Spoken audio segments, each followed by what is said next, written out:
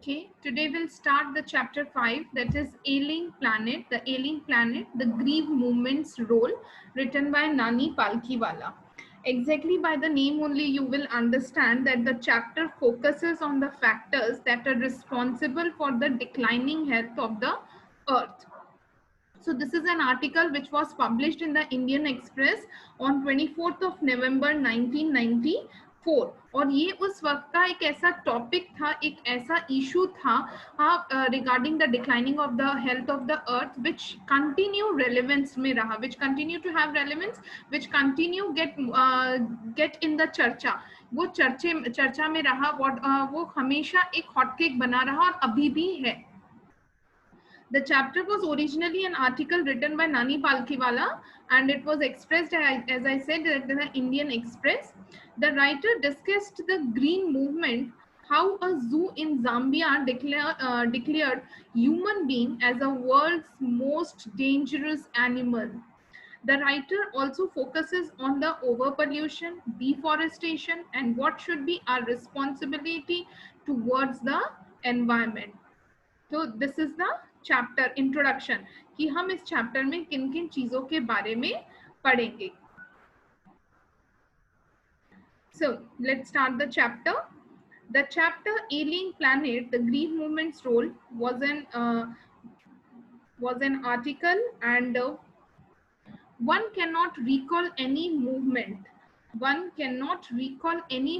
in the world history which has gripped the imagination of the entire human race so completely and so rapidly as the green movement, which started nearly 25 years ago. Now here the writer ये ऐसा कहते हैं कि ये जो green movement है ये 25 years ago, 25 साल पहले जब ये स्टार्ट किया गया था, nobody has imagined, किसी ने ऐसा इमेजिन भी नहीं किया था कि ऐसा भी कुछ एक second.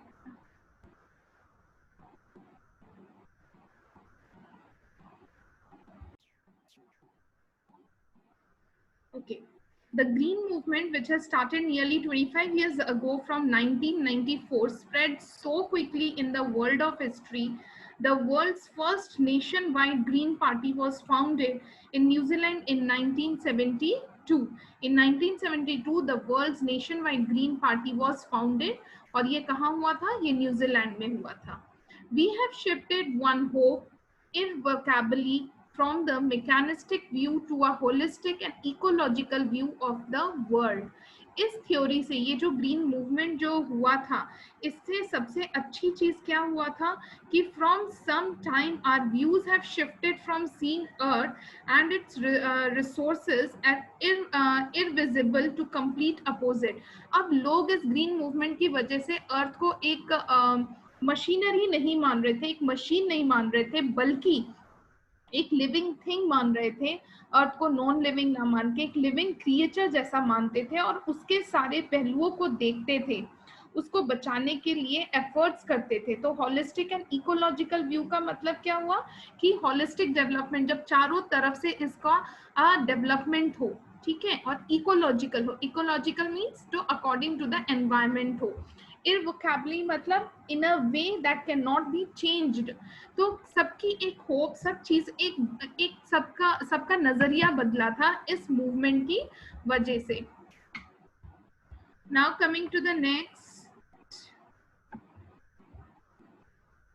it is a shift in human perceptions as a revolutionary as that introduced by the Copernicus, who taught mankind in the 16th century that the earth and the other planet revolve around the sun. ये जो revolution एक start हुआ था green movement की वजह से, कुछ ऐसा ही था जैसे कॉपरनिकस ने हमें बहुत साल पहले यानी 16th सेंचुरी में एक थ्योरी दी थी कि अर्थ का जो प्लैनेट है ये गोल है और इसके अलावा earth and the other planets revolve around the sun. Earth और जो दूसरे प्लैनेट्स हैं वो अर्थ के सन के चारों तरफ घूमते हैं, रिवॉल्यूशन लेते हैं. कुछ वैसा ही इस बार भी हुआ था. For the first time in human history, there is a growing worldwide consciousness that the earth itself is a living organism. Sorry, पहली बार ऐसा हुआ था ह्यूमन हिस्ट्री में कि लोगों में, और सिर्फ एक कंट्री नहीं, वर्ल्ड वाइड कॉन्शियसनेस हुआ था किस चीज को, कि अर्थ जो है itself is a living organism.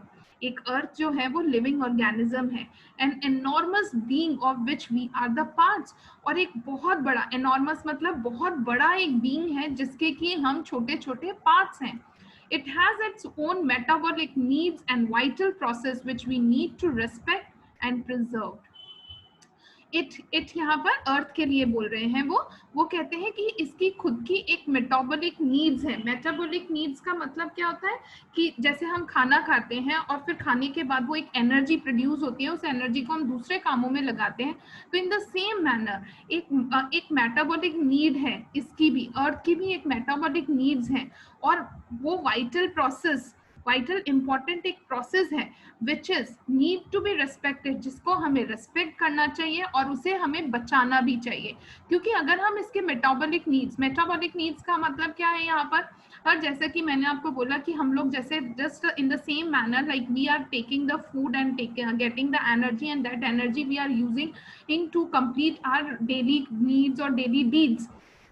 In the same manner, earth also needs some sort of energy to maintain its process. उसको भी अपने प्रोसेस को कंटिन्यू रखने के लिए, अपने प्रोसेस को बचाने के लिए, उसको प्रोसेस को वापस यूज करने के लिए या कंटिन्यू रखने के लिए, it also needs some sort of energy, या उसकी भी एक नीड्स है। The earth's vital signs reveal a patient in declining health. We have begun to realize our ethical obligation to be good stewards of the planet and responsible trustees of the legacy to future generation.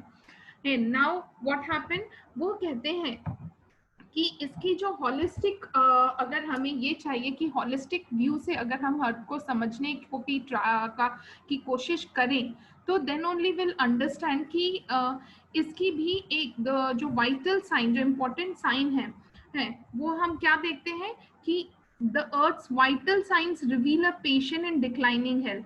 हम देखते हैं कि अर्थ भी एक उस patient के जैसा हो रहा है, उस पेशेंट के जैसा है जिसकी हेल्थ जो है वो डिक्लाइन यानी डे बाय डे खराब होती जा रही है।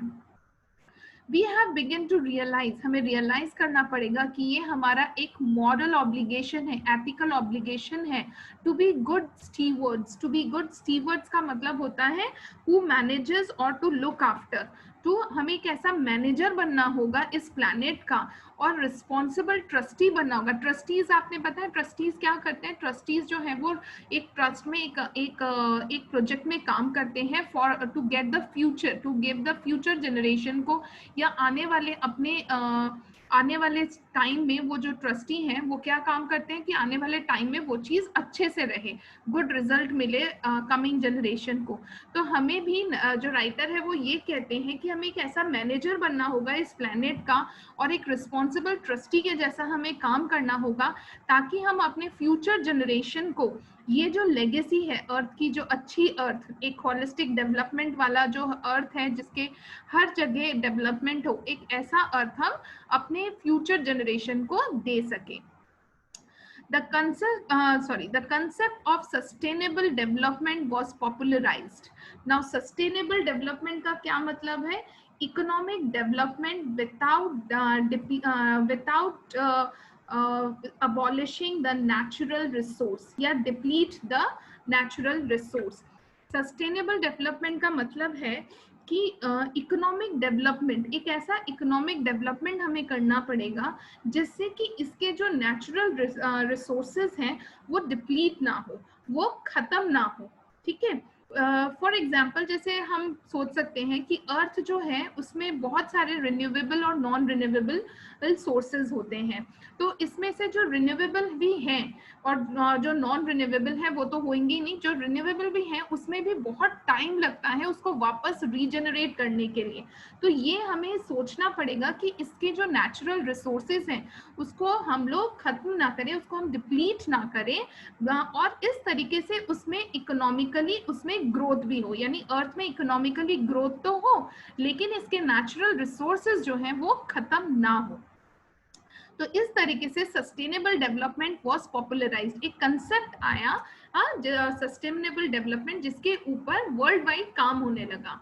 सो इन 1987 by the world commission on environment and development, in its report it defines the idea as a development that needs of the present without compromising the ability of future generation to meet their needs। अब 1987 में जब sustainable development की theory आई है ना, किसके through I? By the world commission of environment and development के through जब ये रिपोर्ट आई, तो इसके बाद क्या हुआ? इसके बाद ये आइडिया, ये एक कंसेप्ट आया कि हमें without compromising the ability of future generation, हमें ऐसा कुछ भी काम नहीं करना है ताकि हमारा जो फ्यूचर जनरेशन हो उसको हम खाली हाथ भेज दें, यानी कि कुछ भी ना छोड़े। आज ही हम सारा हमने काम, सोर्स वगैरह, एनर्जी वगैरह सब यूज कर लिया and we never think about the future. जैसे कि हम लोग ऐसा कहते हैं कि जो फ्यूल है, जो पॉपुलेशन है, पॉपुलेशन की वजह से जो पॉल्यूशंस हैं, वो पॉल्यूशन इतना ज़्यादा बढ़ रहा है, इतना ज़्यादा बढ़ रहा है कि कमिंग जनरेशन के पास फ्रेश एयर या फ्रेश ऑक्सीजन नहीं मिलेगी, ऐसा आजकल हम ऐसा सोचते हैं। तो ये चीज़ ही उन्होंने उसके ऊपर काम किया कि हमें अपने फ्यूचर जनरेशन को देखना पड़ेगा। Without striping the natural world of resource future generation would need. अब ऐसा तो है नहीं कि कमिंग फ्यूचर जनरेशन जो आएगी वो उसको हवा नहीं चाहिए, उसको ऑक्सीजन नहीं चाहिए, उसको पेड़ नहीं चाहिए, उसको नेचुरल रिसोर्सेज नहीं चाहिए। इसके अलावा बहुत सारी नेचुरल रिसोर्सेज हैं, लाइक वाटर है, मिनरल्स हैं, गैसेस हैं बहुत सारे। तो ये सारी चीजें फ्यूचर को जनरेशन को भी जरूरत है, लेकिन अगर हम आज ही उसके सोर्स खत्म कर देंगे तो व्हाट दे विल गेट। सो इसलिए इस सस्टेनेबल डेवलपमेंट के ऊपर काम करना स्टार्ट हुआ।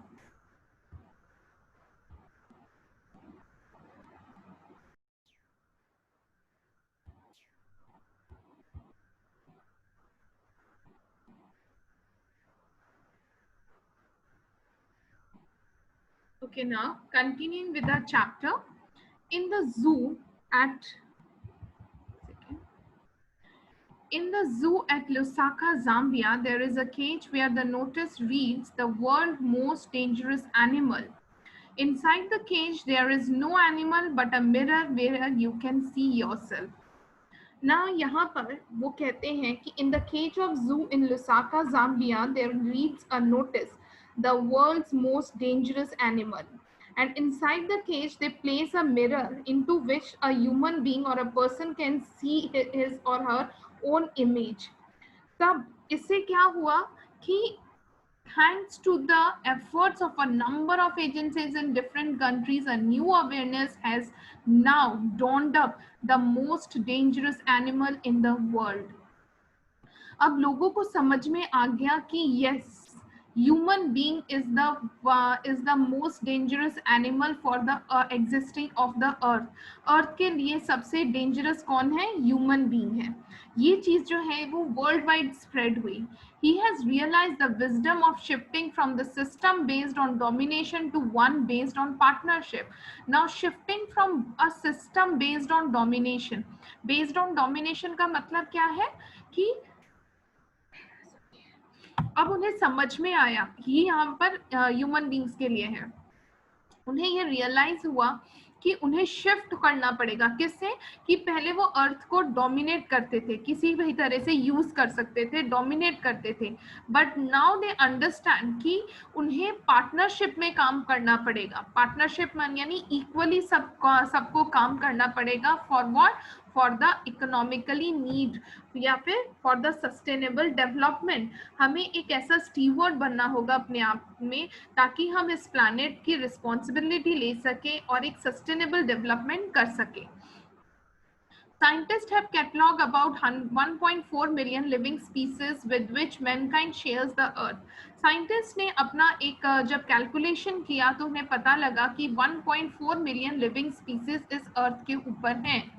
Estimates vary widely as regards the still uncatalogued living species. Biologists recon यानी calculation that about 3 to 100 million other living species still languish unnamed and the ignominious darkness. इसके अलावा 1.4 मिलियन लिविंग स्पीसीज तो उन्हें पता थे, इसके अलावा भी 100 और मिलियंस ऑफ स्पीसीज ऐसे भी हैं जो स्टिल लैंग्वेज यानी कि गुमशुदा है, और क्योंकि उनके बारे में हमें इतना पता ही नहीं है, सो वो एक गुमनाम जिंदगी यानी एक डार्कनेस में, एक इग्नोमिनियस डार्कनेस जिसमें कोई नहीं है, बिल्कुल सब अंधेरा है, वैसी लाइफ निकाल रहे हैं. One of the early international commission which dealt inter alia with the question of ecology of environment was the Branded Commission, which had a distinguished Indian as one of its member, Mr. K. Jha. Now inter alia का मतलब होता है कि among other things, among other topics, one of the early international commission में ये जो थे ये एक ऐसी कमेटी बनी थी, तो इसमें बहुत सारे टॉपिक्स थे, उनमें से एक टॉपिक ये भी था कि with the question ecology and environment, ecology और एनवायरनमेंट को लेके था कि किस तरीके से हम लोग अर्थ को बचा सकें. और mister Lester R Brown in his thoughtful book, उन्होंने अपनी एक बुक में भी इस चीज को मेंशन भी किया है. One of the early international commission which dealt inter alia with the question of ecology and environmental was the Branded Commission, है ना. और ये जो कमीशन बना था, इसमें एक इंडियन भी थे जिनका नाम था mister LK Jha. The first brand report raise the question, are we to leave our successor a scorched planet. उस कमीशन में जो पहला क्वेश्चन था, या उसमें ये पूछा गया था एक सवाल कि हम अपने फ्यूचर जनरेशन के लिए क्या हम लोग एक स्क्रॉच्ड प्लैनेट यानी कि बर्न्ड प्लैनेट छोड़ के जाएंगे, या इम्प्रोविज्ड लैंडस्केप, इम्प्रोविज्ड यानी पुअर लैंडस्केप्स, एलिंग एनवायरनमेंट, बिल्कुल नष्ट एक एनवायरनमेंट छोड़ के जाएंगे. मिस्टर यहाँ पर ये जो नानकी वाला है, वहाँ यहाँ पर एक बुक के लिए भी कहते हैं जो कि मिस्टर लेस्टर आर ब्राउन ने लिखी है. उनकी बुक का नाम है ग्लोबल इकोनॉमिक प्रॉस्पेक्ट. उसमें उन्होंने 4 चीज़ों के बारे में डिस्क्राइब किया है. That earth's principal biological system are 4: fisheries, forest, grassland and croplands, and they form the foundation of global economic system. यहाँ पर नानकी वाला जो है वो इन 4 चीज़ों के बारे में डिस्क्राइब करते हैं जो कि मिस्टर लेस्टर आर ब्राउन ने अपनी एक बुक में ग्लोबल इकोनॉमिक प्रोस्पेक्ट में लिखी हैं. So today this much only. We'll continue with the chapter in our next class. Thank you.